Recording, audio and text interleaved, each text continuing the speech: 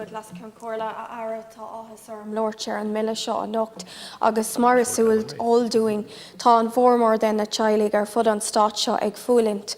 So caithí an réaltas seo a seacht níthe le dhéanamh chun cabhair agus takeíocht de thabhairt dóibh chomh luath is féidir. It is vital that all the necessary steps are taken to prevent households from sinking under the weight of energy price debt this winter and indeed into the new year. In that respect, I see that the bill provides for a benefit payment in each of the periods November-December 2022, January-February 2023 and March-April 2023.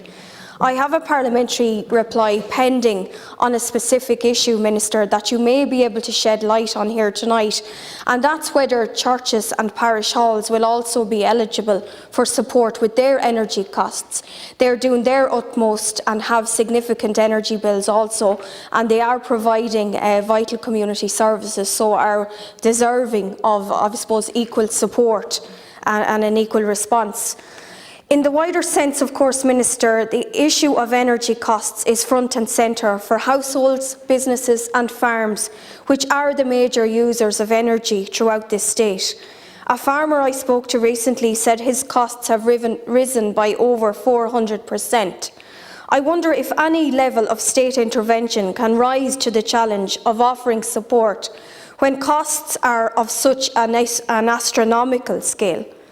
The bill does nothing, of course, in terms of signalling a change in our fundamental approach to energy security, which is nothing other than a sham. Instead, government insists that it's doubling down on renewables and refuses to even consider options like LNG, gas or oil exploration. Minister, the power plants at Shannonbridge and Lanesborough, they need to be reopened. We need to have a sense of pragmatism here and urgency.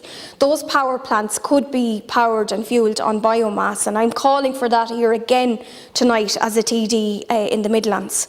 I have no doubt but that future generations will look at this self-imposed hostility towards our available energy resources as an act of utter lunacy and national self-harm.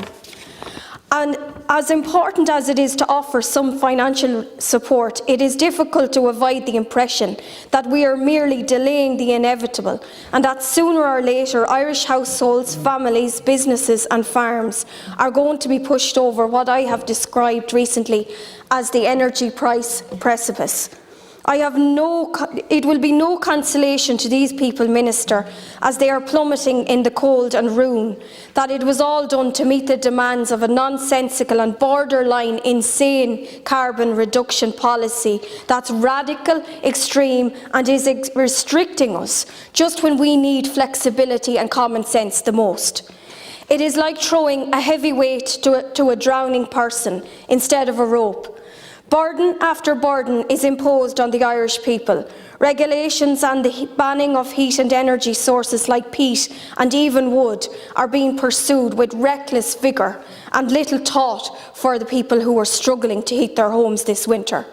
Despite a clear and obvious need for a change in approach, or at least a pause, we also need certainty that prepaid customers will be protected. In addition to what I am calling for, I'm calling for a full investigation into the rollout of the so-called smart meters, which are far from smart, and the impact that they are having on families. As Caroline O'Doherty recently reported, only a tiny fraction of the almost 1 million electricity customers with smart meters are using them as intended. In fact, more than 930,000 smart meters have been installed in homes and small businesses under a 1.2 billion scheme over the last 3 years. Many people were under this distinct impression that these meters would assist with costs and that they were legally mandatory. Yet we know that the tariff plans are being described as deeply confusing and unworkable. Yet it is another example of people being railroaded into schemes that are not operating in their interests, but in the interests of another agenda entirely. And I want to conclude with my question about the reopening of the power plants. It needs to happen, Minister. We're in an energy crisis situation, and we need our power plants at Lanesborough and Shannonbridge reopened immediately.